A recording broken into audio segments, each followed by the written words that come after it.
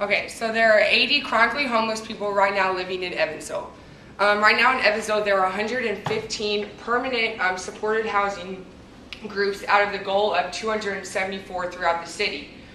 This goal came about to support the 428 homeless people right now.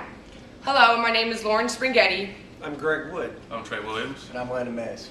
And we'll be talking about the Rise Up program. Aurora identified that Evansville is 3,000 housing units short of demand. We identified too that 98% of the apartments in Evansville are rented, which will cost up monthly rent, which will drive up costly rent. And then we also identified that 43% of people are living under the ALICE rate, which stands for Asset Limited Income Constraint Employed, which means that almost half the people in Evansville are living paycheck to paycheck with no discretionary funds. The solution we have for this problem will be the Rise Up program. The Rise Up program will be providing permanent housing for chronically homeless individuals. And you can compare this, we will be providing the basic needs as a Maslow's hierarchy of needs, the safety and the physiological needs. The opportunity size. PEDCOR will be one of the primary users of our program. We currently provide low-income housing as well as homeless housing for over 15 states. We will also be providing 70% of our investment. The end user of this will be the City of Evansville.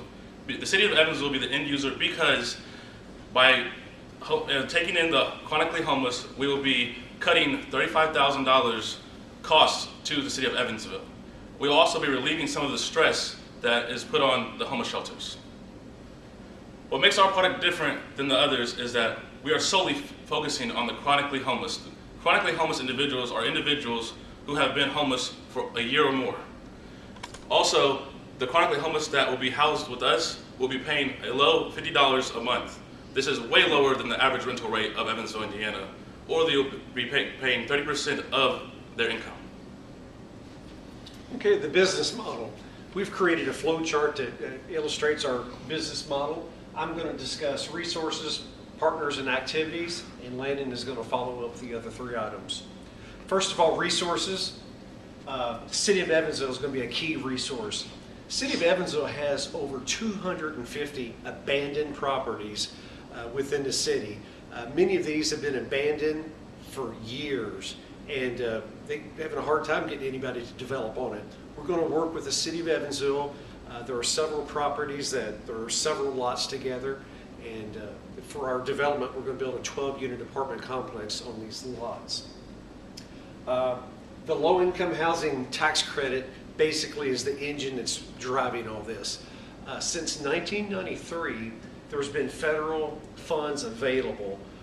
These are low-income housing tax credits, and it's calculated by the number of residents that you have in your state times $1.75. The state of Indiana has 6.633 million residents at $1.75 per capita. That's nearly $12 million in federal subsidy funds that the state of Indiana has to use for housing projects. And how we plan on doing ours is, Trey said earlier, a 70% subsidy is how we're going to finance this, and then the other 30% be through private investors or Rise Up program will actually take out a loan. PEDCOR, they actually have several properties in our area, and theirs right now are focusing on the 30 to 60% median income level. We're going to focus on the segment below that, which includes some of the homeless people. Okay, partners, we've mentioned PEDCOR several times. You may be wondering, who is PEDCOR? What is PEDCOR? PEDCOR is an investor and a development group located in Carmel, Indiana. We have talked with them, and I think Trey said earlier, 15 states that they're currently in. They do this type of program. We're going to work with them. They'll do the development and help maintain our project or apartment complex. But PEDCOR has a group of investors and bankers that invest their money into these low-income housing tax credits, and they get a tax reduction. So let's say that a person invests $100,000. Well, they see a reduction in their taxes, the taxable income, in $100,000, and then for the next 10 years, they get a 9% tax allotment paid up to them once a year. So that's the incentive for investors to invest in these funds, and PEDCOR is one of the best at managing these funds. They know how to go to Indianapolis and secure these funds for us. Aurora. Aurora is the key that makes the homeless situation in Evansville run. They maintain an HMIS database that the host city of Evansville uses to track individuals throughout the city in homelessness. And their goal is they strive to end homelessness in Evansville, and that's a key partner of ours. Also, the various nonprofit agencies, they have diversion funds. These diversion funds will help us with the maintenance and upkeep of our property after it's built, such as Goodwill, Salvation Army, Echo Housing. They all have diversion funds available. Lastly, our activities, we're going to research. We're going to work with Aurora to identify the homeless individuals that are in need through this HMIS database. And then we're going to have fundraisers as well too. These fundraisers will help either with construction costs, that 30% that we need up front is what we're hoping. If a company makes a donation, we can put their name on a plaque and say, this particular apartment was subsidized by so-and-so. And that would be what we're going to do with fundraisers as well through solicitations. Lastly, implementation. That's the most important part, because we want to connect a chronically homeless person to a one-bedroom apartment. Okay, and the main customer relationship that we're going to be having is going to be with these homeless shelters. According to Aurora, it's going to cost them close to $1,500 to begin the process of getting these chronically homeless individuals out of their homelessness.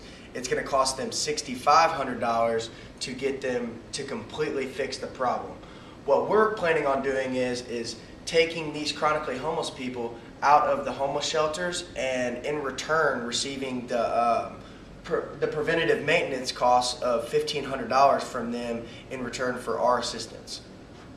The customer segments that we have in this process will be, we start with Aurora. Aurora is going to be then getting in contact with the homeless shelters, and the homeless shelters will be getting in contact with the homeless people. These customer channels, how we're getting in contact with these different segments. With Aurora, we're going to be getting in contact ourselves with all three. We're going to be out in the field trying to get in contact and talking to these people. But with Aurora, we have a connection with Aurora that is the executive director, Brian Kearney, that we have already spoken with and given us some of these numbers that we've been presenting.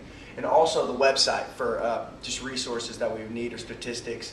The homeless shelters, we would be using that connection that we have with Brian Kearney to talk to these homeless shelters, and also using their website for additional resources and statistics.